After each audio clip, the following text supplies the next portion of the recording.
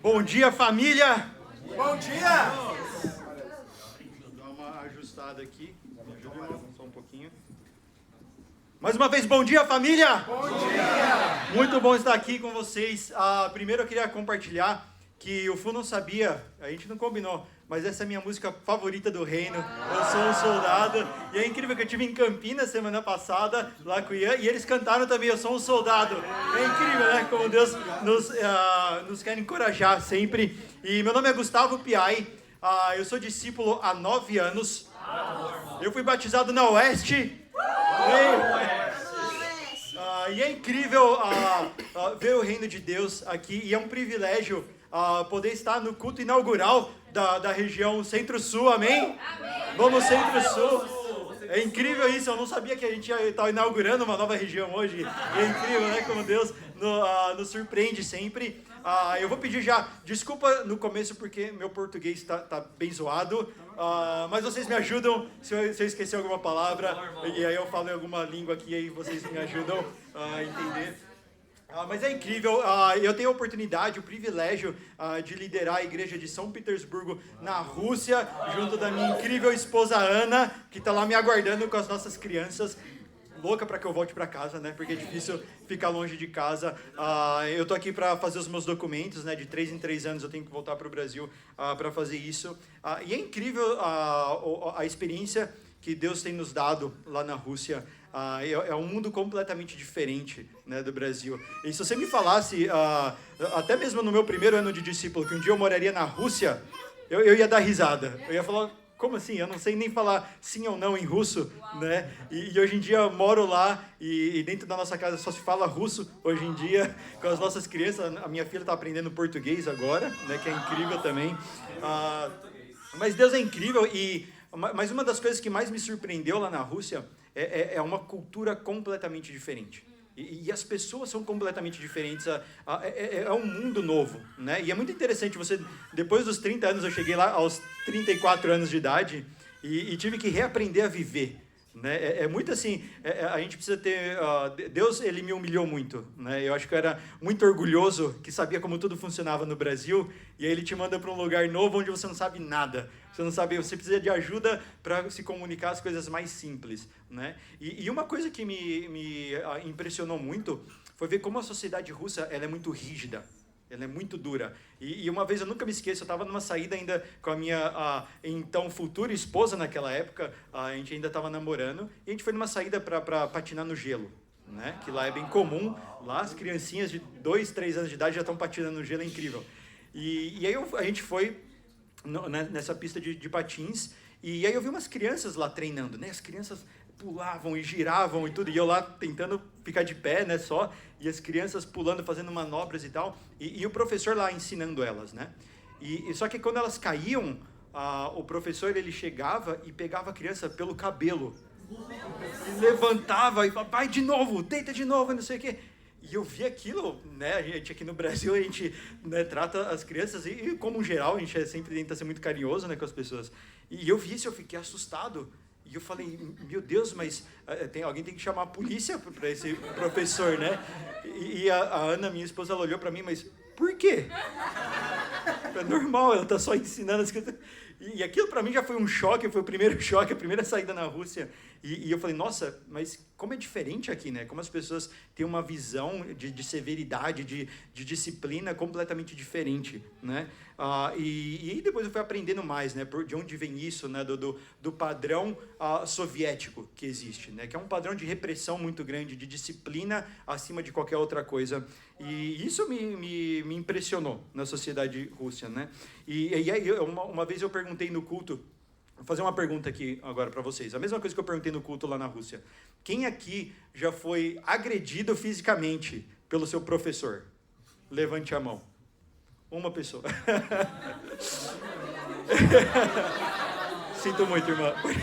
Traumático. Mas quando eu fiz essa pergunta na Rússia, foi o contrário. Todas as pessoas levantaram a mão.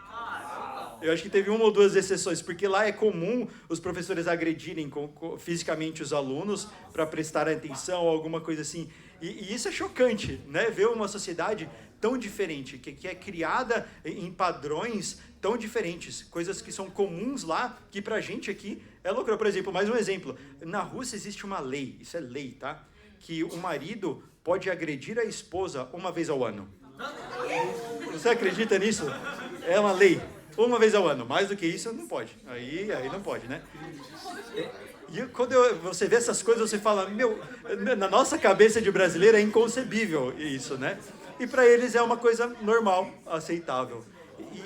E quando eu vi isso, eu falei, nossa, o padrão soviético é um padrão muito diferente, eu não gosto desse padrão. Mas aí eu lembrei também do padrão com que eu cresci no Brasil, né? E no Brasil a gente também tem padrões de comportamento, de sociedade, que também são muito preocupantes, né? A gente vive numa sociedade completamente oposto da Rússia, que é uma sociedade onde a liberdade de expressão é acima de tudo, né? Você tem o direito de se expressar da forma que você quiser. Na Rússia não é assim, protestos são proibidos, você não pode falar nada que não seja aceitável lá. Tem toda essa repressão. E no Brasil é o contrário, então as pessoas se tornam muito people pleasing, né? Agradadoras de pessoas, né? A sociedade se torna muito mentirosa, né? E todo mundo sorri para você. E uma coisa que minha esposa, por exemplo, falou quando ela veio aqui para o Brasil, e ela compartilhou a fé com a gente na Vila Olímpia, eu fazia parte do bate-papo da Vila Olímpia, e a gente saiu para compartilhar a fé juntos lá, e ela chegou para mim e falou, uau, como o pessoal é aberto na Vila Olímpia, todo mundo deu o número, todo mundo falou que quer estudar a Bíblia.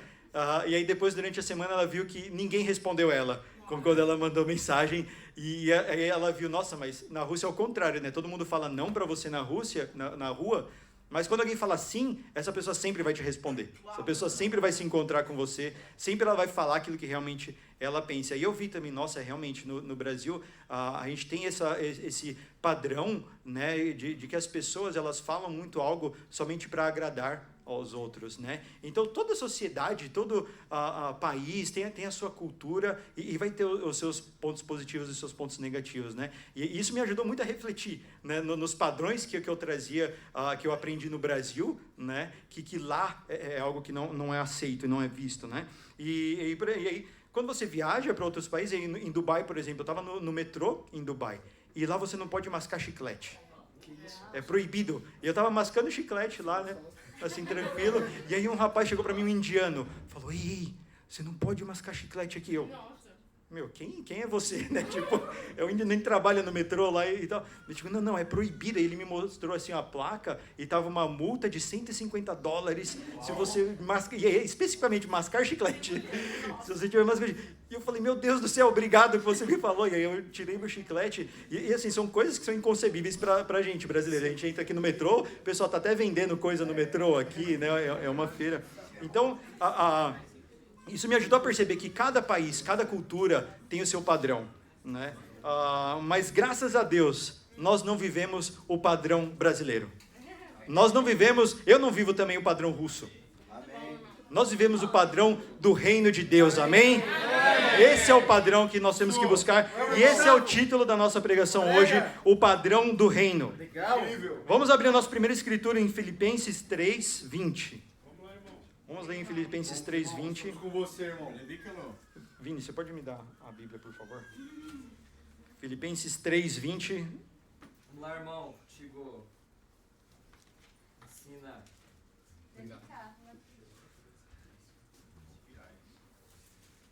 Estão comigo? Vamos. Vamos, Filipenses 3:20.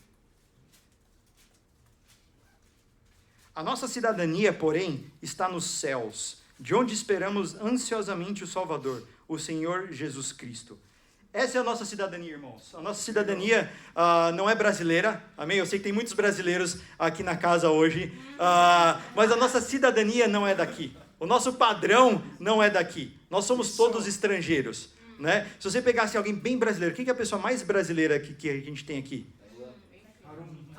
Haru. Pegar o Fu. Fu é bem brasileiro. O Fu, ele é um estrangeiro aqui, amém? Fu é um estrangeiro. Eu sou um estrangeiro com meu passaporte. E aí eu vou lá para casa e aí minha filha, ela tem passaporte brasileiro e passaporte russo. De onde que ela é?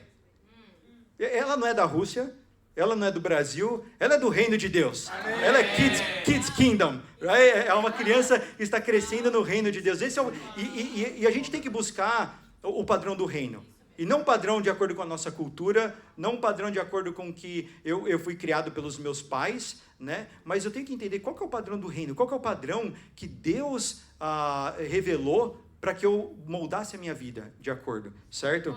E é isso que a gente vê aqui, isso que Jesus quer dizer quando ele fala que a nossa cidadania está nos céus, certo? Porque a gente às vezes se apega muito a isso, a nossa cidadania, a de onde eu sou, né? Até aqui mesmo no Brasil a gente tem muito essa variação, né? Variedade de culturas internamente. Aqui em São Paulo, às vezes a gente tem muita diferença da leste e da sul, por exemplo, né? Na oeste e na sul, né? Eu não sou da oeste, desculpa. Eu sou do reino de Deus, amém? Você não é da centro-sul, você é administrativamente, mas você é do reino de Deus, amém? A nossa cultura tem que estar firmada no reino de Deus. E isso é incrível, porque quando a gente pensa assim, a gente começa a moldar, então, a nossa forma de viver, não de acordo com as nossas influências, mas de acordo com a Bíblia, de acordo com o que a Bíblia nos influencia a moldar a nossa vida. E por isso que o nosso primeiro ponto é o poder do exemplo. Certo? E isso é fundamental no reino de Deus. Vamos abrir as nossas Bíblias em João 13. Vamos ver do 12 ao 15. Vamos, irmão. Estamos com você, irmão. Muito bom.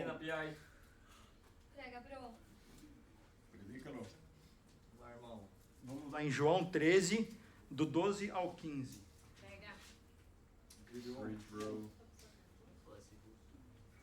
João 13, do 12 ao 15, diz assim. Quando terminou de lavar-lhes os pés, Jesus tornou a vestir sua capa e voltou-se ao seu lugar. Então lhes perguntou: vocês entendem o que lhe fiz? Vocês me chamam mestre e senhor, e com razão, pois eu sou. Pois bem, se eu, sendo senhor e mestre de vocês, lavei-lhes os pés, vocês também devem lavar os pés uns dos outros. E eu lhes dei o exemplo, para que vocês façam o que lhes fiz. Isso aqui é incrível, essa escritura aqui de Jesus é incrível porque Jesus ele fala, eu sou um mestre. Certo? E ele poderia ter somente pedido para os discípulos lá, gente, vamos aqui, vamos lavar os pés uns dos outros, tá bom? Vocês fazem aí, e todos eles obedeceriam. Eles respeitavam Jesus como mestre, como Senhor. E eles obedeceriam, mas Jesus não faz isso. Ele não manda eles lavar os pés uns dos outros, ele vai dar o exemplo. Ele lava primeiro os pés dos discípulos e fala, agora vocês me imitem. E esse é o poder do exemplo no reino de Deus. Porque se a gente só pregar e só falar daquilo que Jesus nos pede para fazer, mas não fazer, não praticar, não vai funcionar. Nada vai mudar, certo? E é muito interessante, porque Jesus ele faz isso e constantemente. Você vê isso nas Escrituras. E Jesus sempre dando exemplo, sempre liderando através do exemplo, e não liderando através da autoridade, certo? E esse é o padrão do reino. O padrão do reino ele começa no exemplo. Em entender que quando eu desafio alguém, eu tenho que primeiro cumprir esse desafio. Eu tenho que estar vivendo aquilo que eu desafio as pessoas a fazerem, certo? E é incrível isso, que quando a gente vê as nossas vidas, né? Por exemplo, antes de eu ser um discípulo, eu fazia parte de igrejas a vida toda, né? E eu fiquei 15 anos em uma igreja, e eu nunca vivi como um discípulo naquela igreja, né? E a igreja que meu pai é pastor, né? Meu pai, inclusive, me perseguiu muito quando eu saí, quando eu me tornei um discípulo. E meu pai era pastor lá, e toda vez que eu ia na igreja, uma coisa que eu sempre... Inclusive, eu visitei essa igreja sábado, ontem, e continua o mesmo padrão, né? Das pessoas... Eu lembro que isso me incomodava muito. Eu ia para a igreja, e na hora que começava a pregação... Todo mundo, a primeira reação era pegar o celular e entrar no Facebook, no WhatsApp e tudo, e conversar e tal. E durante a pregação, as pessoas não prestavam atenção, sabe? Parecia que elas estavam esperando a pregação acabar para o momento da música, porque a música era o que inspirava mais as pessoas do que a pregação. Né? E eu via isso, e isso sempre me incomodava, mas mas é normal, né? Quem quer prestar atenção, presta, né? E só qual que era o problema? Eu seguia o padrão que estava ao meu redor, né? Eu seguia o exemplo das pessoas ao meu redor. E eu ficava sempre lá no WhatsApp também, no Facebook. E aí eu nunca esqueço a primeira vez que eu visitei o reino de Deus. A primeira vez que eu fui na igreja lá na Oeste, e eu cheguei lá no varanda. Vamos, varanda? Cheguei lá no varanda e primeira coisa que eu já estranhei, que eu cheguei cedo, né? Eu geralmente sempre fui pontual. E eu cheguei lá mais cedo, e aí o varanda embaixo, né, tem um restaurante. Eu cheguei lá e falei, meu, que estranho, tem um monte de gente aqui com a Bíblia aberta na mesa, tipo, pessoas conversando assim em grupinhos, né, tipo, e eram tempos de discipulado e estudos bíblicos, eu nem sabia o que era isso ainda. E aí eu falei, meio que estranho, será que vai ter alguma coisa aqui, algum evento, né, alguma coisa, porque não é normal ver jovens com a Bíblia aberta em local público, num restaurante. E eu era, 15 anos de igreja, e quando eu comecei a estudar a Bíblia, não tinha nada que me deixava mais envergonhado do que quando Danilo Bataglin e Matheus Madeira sentaram na mesa comigo e o Dan sacou a Bíblia, uma Bíblia desse tamanho, assim, na mesa, e eu, meu Deus do céu, as pessoas vão ver aqui a gente com a Bíblia na mesa, e olha o tipo de cristão que eu era, eu tinha vergonha da Bíblia. Não é? E quando eu chego na Oeste, eu vejo tudo, meu, e aí o culto começa, e o Fu lá já cantando, todo o coração, e eu falei, meu, por que esse pessoal tá tão feliz? Por que eles estão tão unidos? Por que tá todo mundo aqui cantando? Por quê? Isso era inconcebível na minha mente. Né? E aí o Vini pregou, o primeiro culto que eu estava lá na Oeste, e aí quando o Vini começou a pregar, e o Vini animado, e tal, esse cara tá muito animado. Isso não é normal. Isso não é normal, esse tipo de... E na minha cabeça era fake. Tudo isso é fake, porque não é possível que pessoas estejam tão animadas com Deus. Porque eu não era animado com Deus. Então tinha muito dessa projeção. E eu entendi que, na verdade, eu não conhecia o padrão do reino. E aí quando eu comecei a visitar a igreja, e aí depois de uns 2, 3 cultos, eu já estava lá também, cantando, vamos irmão, e tal, e não ficava mais no Facebook, no WhatsApp. Por quê? Porque eu cheguei no reino e as pessoas, durante a pregação, não estavam no Facebook. Elas estavam tomando notas do culto e tal, e eu olhava para um lado, olhava para o outro, todo mundo tomando nota, e encorajando o pregador. Eu falei, eita, eu tenho que também, deixa eu começar a tomar nota aqui. Nem sabia por quê, mas eu começava a seguir os exemplos das pessoas ao meu redor. E esse é o poder do exemplo. O ser humano é extremamente influenciável. Né? Então, as pessoas que estão ao nosso redor vão nos influenciar. Né? E por isso é muito importante a gente escolher muito bem as pessoas que estão ao nosso redor. E nos acercarmos de discípulos totalmente comprometidos para que nós possamos imitar, né? E nos tornarmos também e crescer espiritualmente para Deus. Isso é incrível, isso mudou muito a minha vida, né? E a minha forma de entender e de ver o reino e de entender que existe pessoas que realmente amam a Deus, que realmente estão buscando a Deus de todo o coração. E tem um exemplo, por exemplo, eu vi... eu sou da época, tá, gente, que internet era tudo mato ainda, tá bom? Que internet de escada e tal, era uma coisa difícil, vocês não sabem que vocês são jovens. E eu lembro de um vídeo, de um experimento que passaram, que era um experimento social, e tinha, era tipo um consultório médico, né? E aí uma pessoa aleatória, ela marcava de ir no médico lá, e ela não sabia que era um experimento, na verdade, e tinha essa linha de espera lá do doutor, e tinham já 5 pessoas lá esperando, que eram atores. E essa pessoa chega lá, ela não é atriz, mas ela chega lá e senta também para esperar junto com esses outros 5 pessoas lá, para esperar o médico chamar, né? E ela não sabe que está sendo gravado isso. E o que acontece? Nesse experimento, tem já essas 5 pessoas lá, e a cada 1 minuto, fazia um barulho. Pi! E aí toda vez que fazia esse barulho, os 5 atores, né? Eles levantavam da cadeira assim. Levantava, e aí sentava de novo. E aí essa pessoa que era a pessoa real, né, que não era ator, ela olhava assim e falava, o que está acontecendo aqui, gente? E aí ninguém falava nada, todo mundo sério assim.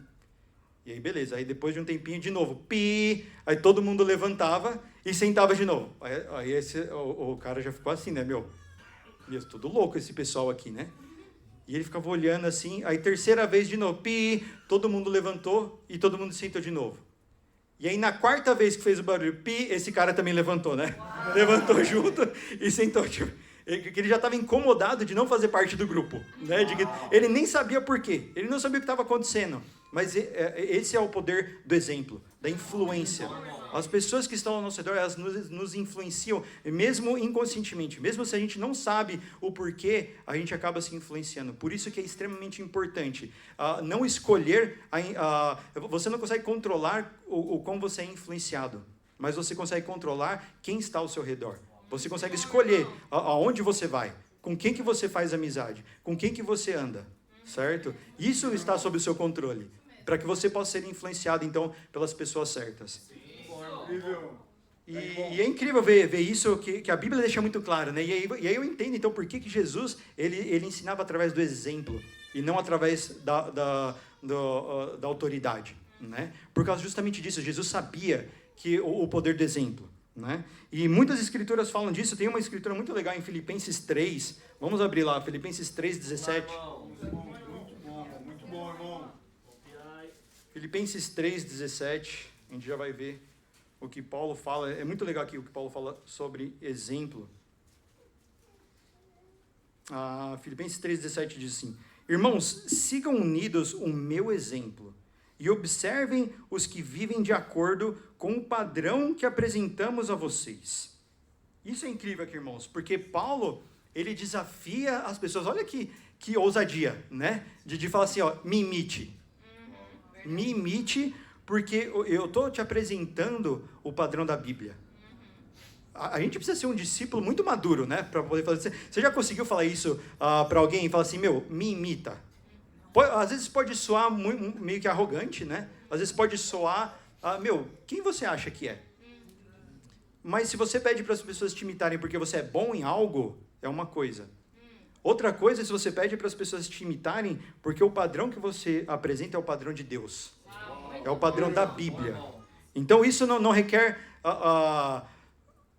pride, né? Orgulho. Isso requer humildade. Para você reconhecer que o padrão que você apresenta não é o padrão da sua sabedoria, não é o padrão porque você é melhor do que os outros, mas é o padrão bíblico. Esse é o coração que a gente tem que ter. O poder do exemplo é incrível. Eu lembro que quando o Vini pregava, e eu achava estranho no começo, porque eu não conhecia o ânimo de Deus. E hoje, eu sempre penso, meu, eu estou pregando animado igual o Vini? Eu preciso me animar mais, eu preciso parecer mais como o Vini. E é incrível como nós mudamos as nossas referências no reino. E a gente começa a entender quem apresenta para mim melhor o padrão do reino. Essa é a pessoa que eu quero imitar. E esse é o coração que a gente tem que ter. Porque Paulo fala aqui, ele fala, siga o meu exemplo e observem, olha só, e Paulo não está falando só dele, porque ele é o cara, porque ele é bom. Ele fala assim, sigam unidos o meu exemplo e observem os que vivem de acordo com o padrão que apresentamos para vocês. Então Paulo não está falando que ele é o cara, ele está falando dos discípulos. Ele está falando, observe os discípulos, observem esses que são parte do reino de Deus, que vivem de acordo com o padrão do reino. Esse é o exemplo que vocês têm que seguir. Então a gente segue o exemplo dos discípulos, certo? E é por isso que nós, como discípulos, sempre temos que pensar, eu estou vivendo o padrão do reino? Ou eu estou vivendo o padrão que eu fui ensinado quando eu era criança? Ou o padrão que eu aprendi na minha cultura, no meu país? Eu tenho que me moldar ao padrão do reino. E aí eu sempre tenho que me perguntar, e isso que a gente tem que fazer como discípulos, eu estou sendo um bom exemplo no reino de Deus? Como eu estou influenciando a igreja? Positivamente ou negativamente? E isso eu sempre pergunto no meu tempo de discipulado. O que eu preciso aprender? O que eu preciso me desenvolver? O que eu preciso ser o melhor exemplo para a minha igreja? E nosso segundo ponto, irmãos, estão comigo? Sim! O poder do discipulado. O poder do discipulado. Quando a gente entende que nós precisamos ser humildes e reconhecer que a gente precisa de ajuda para crescer no nosso relacionamento com Deus. E a gente entende que discipulado, então, não é opcional, certo? Discipulado é o coração do discípulo. Porque para a gente aprender, para a gente ensinar tudo que Jesus nos ensinou, certo? É através do discipulado. E não através da autoridade, como a gente viu. Jesus, ele não chega aqui e só prega o que todo mundo tem que fazer. Ele dá o exemplo, certo? E esse é o coração que nós temos que ter como discípulos. E vamos ver em 1 Coríntios 4. 1 Coríntios 4. Incrível, irmão. Muito bom. Vamos lá, irmão. Vamos com você. Irmão. 1 Coríntios 4, vamos ver do 16 ao 17. Diz assim, portanto, suplico-lhes que sejam meus imitadores, novamente, Paulo aqui, Por essa razão estou lhes enviando Timóteo, meu filho amado e fiel no Senhor, o qual lhes trará à lembrança a minha maneira de viver em Cristo Jesus, de acordo com o que eu ensino por toda parte em todas as igrejas. Olha que incrível aqui. Novamente a gente vê Paulo falando que o poder do exemplo através do discipulado agora. Então ele envia Timóteo e ele fala que Timóteo vai fazer vocês lembrarem não daquilo que eu ensinei, né? Não da teoria, mas ele vai fazer vocês lembrarem de como eu vivo, certo? Então, a gente está falando aqui de discipulado, de vida, de prática e não de teoria. Isso é que a gente sempre vê nas escrituras, porque é muito fácil de concordar com esse tipo de escritura, mas é muito difícil de praticar, certo? É muito difícil de você colocar em prática, viver de acordo com o padrão do reino. E a gente vê que o poder do exemplo, através do discipulado, é o que torna cristianismo prático. É o que torna replicável. É onde a gente aprende aquilo que a gente pode aplicar. E, por exemplo, quando a gente fica preso só na teoria, né, a gente tinha, por exemplo, os inimigos de Jesus. Os maiores inimigos de Jesus, os fariseus, eles tinha o grupo deles que eram os mestres da lei. Então, olha isso, eles conheciam a Bíblia melhor do que ninguém. Eles eram chamados de mestres da lei. E eles eram inimigos de Jesus. Então, saber a teoria não te torna um discípulo de Jesus. Né? Você conhecer a Bíblia melhor do que qualquer outra pessoa não te torna um discípulo de Jesus. O que te torna um discípulo de Jesus é aplicar a Bíblia, é praticar os ensinamentos de Jesus. É isso que nos difere dos mestres da lei. E teve um exemplo na nossa igreja em São Petersburgo. A gente foi com um time missionário para lá de 3 pessoas. Eu, minha esposa e mais uma interna lá. E a gente chegou na cidade, São Petersburgo é a cidade mais linda do mundo, tá? Eu tô esperando vocês para nos visitarem lá, por favor. E hoje nós temos 21 discípulos, incríveis discípulos lá, depois de 3 anos de igreja. Deus é incrível. E discípulos maduros, animados. A gente vai ter o primeiro pedido de noivado da igreja amanhã acontecendo lá. Deus é incrível. E é incrível saber que o mesmo padrão que a gente tem lá é o mesmo padrão que a gente tem aqui. É o padrão do reino de Deus. O mesmo ânimo, as mesmas convicções, as mesmas lutas que a gente tem aqui, a gente tem lá também. E quando eu visitei a igreja de Campinas, e eu falei, uau, é o reino de Deus. Porque a cultura do reino, o padrão do reino é o mesmo. Não importa onde a gente esteja. E lá em São Petersburgo eu tive uma dificuldade no começo. A igreja começou a crescer e no começo só eu pregava na igreja.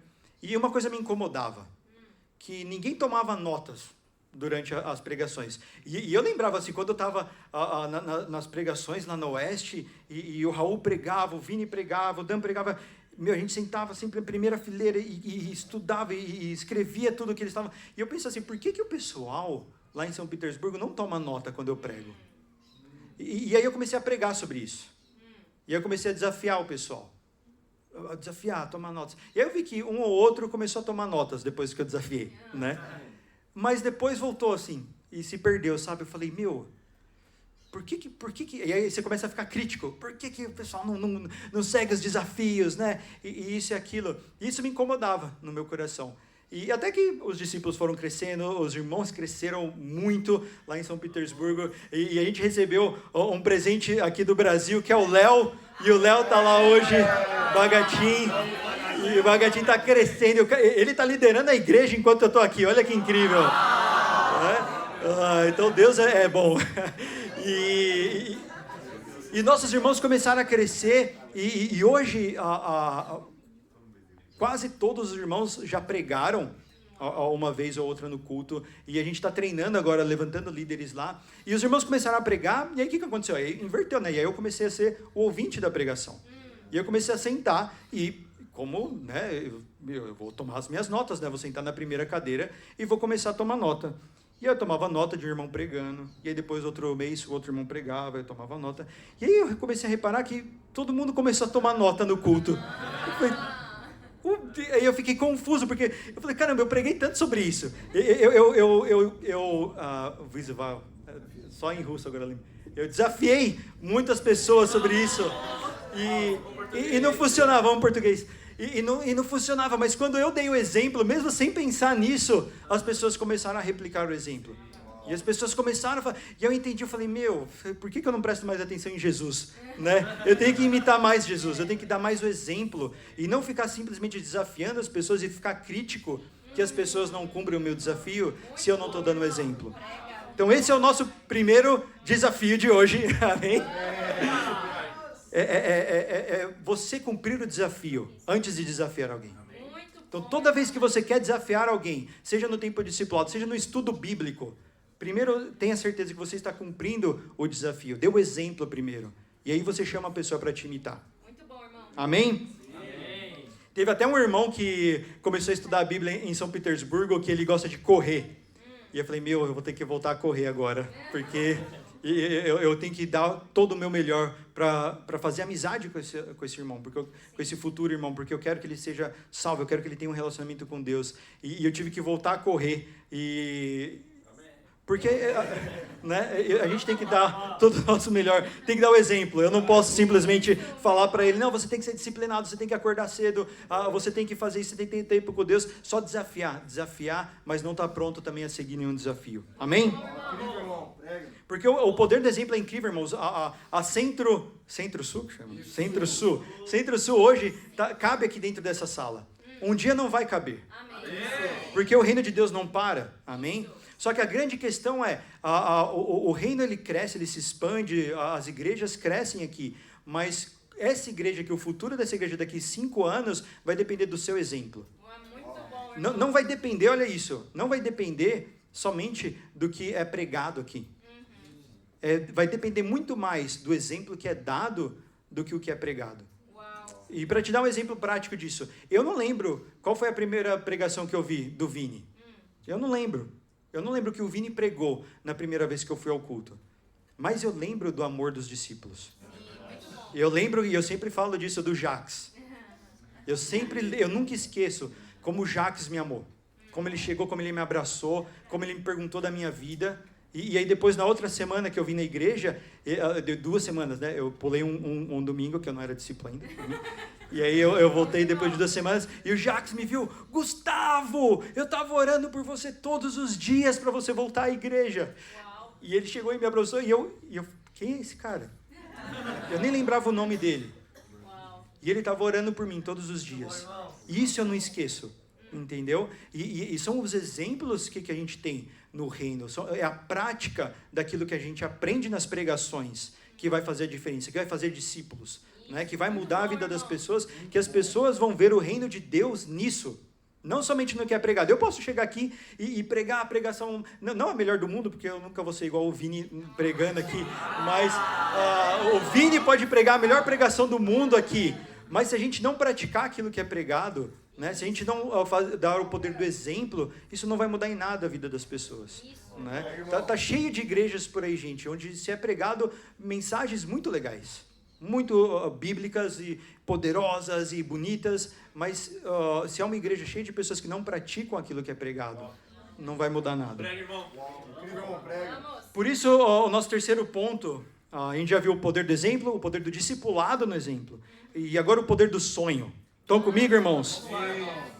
O discípulo tem que sonhar, a gente tem que sonhar junto. Vamos ver em João 10, do 11 ao 12 agora. Vamos lá, irmão.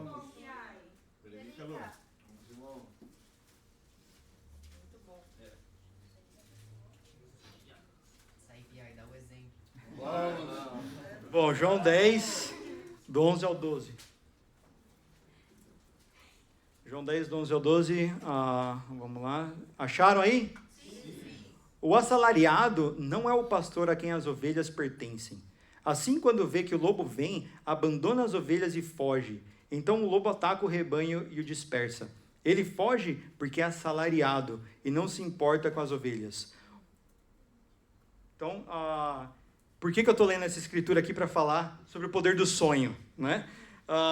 Se a gente refazer essa parábola aqui, a gente pode entender da seguinte maneira. A gente tem um bom pastor e a gente tem um assalariado nesse exemplo, certo? E Jesus fala aqui que o bom pastor, ele dá vida pelas ovelhas. O assalariado, não. O assalariado, ou o lobo chegou, ele sai correndo, né? Qual que é a diferença? Se a gente colocar aqui para o nosso mundo hoje em dia, se a gente falar do bom pastor, vamos falar que ele é um empresário, né? O dono da empresa. Você tem o dono da empresa e você tem o assalariado, o trabalhador lá dessa empresa, né? Existe uma diferença muito grande em comportamento nesses dois. Eu já tive a oportunidade de estar dos dois lados, de ser um funcionário e de ter a minha empresa. E eu lembro, quando eu era um funcionário, eu era engenheiro, e meu sonho como engenheiro, acho que de quase todo engenheiro, era trabalhar na Toyota.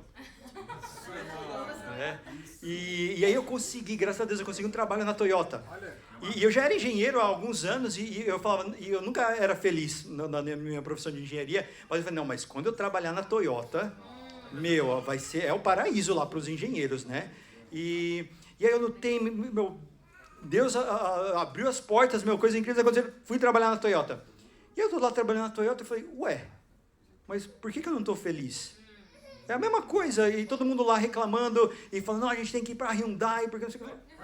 Ô, gente, mas todo mundo tá sonhando em ir para a Toyota, e o pessoal que tá na Toyota tá sonhando em ir para a Hyundai, e ninguém tá feliz lá do mesmo jeito, aí eu comecei a ficar muito frustrado. E aí eu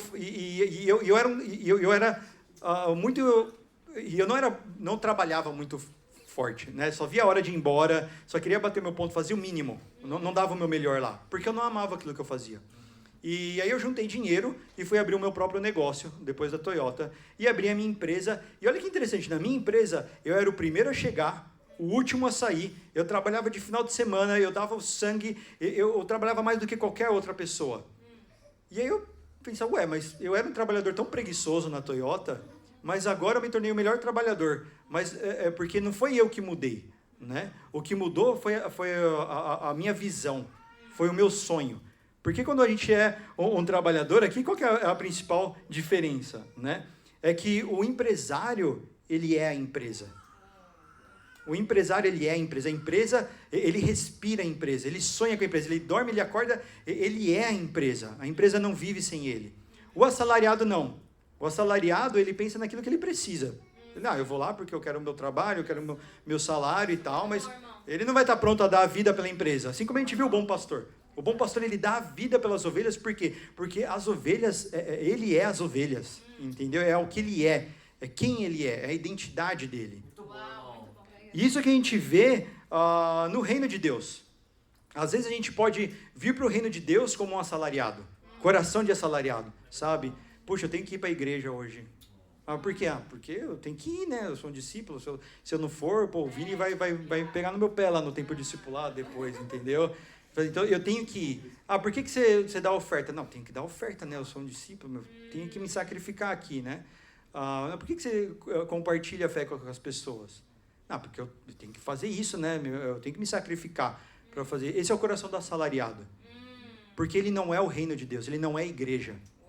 Quando você é igreja, você não vai à igreja de domingo, amém? Você é igreja. Não existe opção. Como que eu não vou estar com o meu corpo?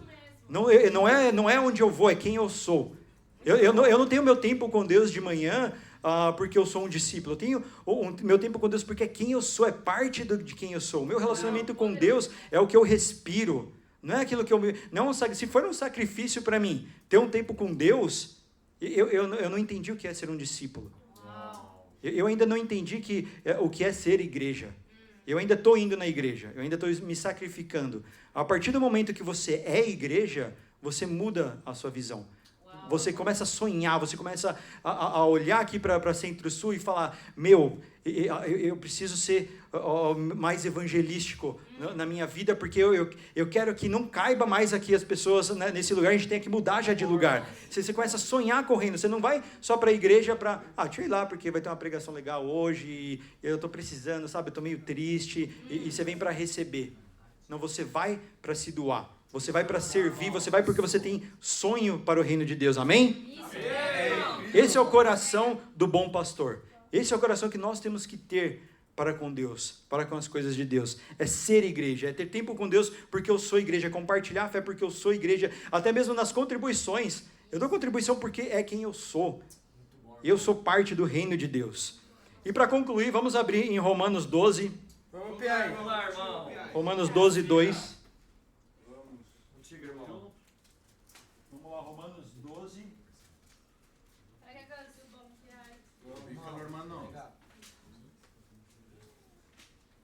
Romanos 12, 2. Não se amoldem ao padrão deste mundo, mas transformem-se pela renovação da sua mente, para que sejam capazes de experimentar e comprovar a boa, agradável e perfeita vontade de Deus. Essa escritura é incrível porque ela deixa bem claro, irmãos, que só existem dois padrões. Não existe o padrão russo e o padrão brasileiro. Não existe o padrão oeste e o padrão sul. Existe o padrão do mundo e existe o padrão do reino de Deus. Só existem duas escolhas. E aqui fala que não se amoldem ao padrão do mundo, porque quando a gente não escolhe o padrão do reino de Deus, a gente está escolhendo o padrão do mundo. Certo? A gente está escolhendo o padrão que é nihilístico, né? De você só pensar em você mesmo, só pensar no seu prazer e esquecer dos outros. Mas a Bíblia nos confronta e nos desafia a olhar para o padrão do reino de Deus, o padrão que a Bíblia coloca para a gente. E são duas escolhas. É uma escolha simples, mas não é uma escolha fácil. De você poder olhar para o padrão do reino de Deus e poder escolher transformar a sua vida, negar quem você é, porque você ama a Deus. E isso aqui traz a gente para o nosso segundo e último desafio de hoje. Se você é um visitante, estude a Bíblia. Conheça o padrão do reino. Conheça o que significa fazer parte do reino de Deus. Mas se você é um discípulo já, você tem que perguntar no seu tempo de discipulado a seguinte pergunta, tá? O que eu tenho que mudar para ser um melhor exemplo no reino de Deus? Onde que eu preciso mudar a minha vida para ser um melhor exemplo para o reino? Isso é o coração do bom pastor. Porque o bom pastor, igreja, isso que é muito incrível. O bom pastor não é o líder da igreja. O bom pastor é você. Porque o líder só da igreja, se a gente só tiver um discípulo na igreja, só o líder da igreja for discípulo, nada vai acontecer aqui. O reino de Deus não é o líder da igreja. O reino de Deus é você. Se a gente esperar que o líder da igreja faça tudo e resolva todos os problemas, você não está vivendo de acordo com a Bíblia. Porque a Bíblia não fala assim, espere o seu líder.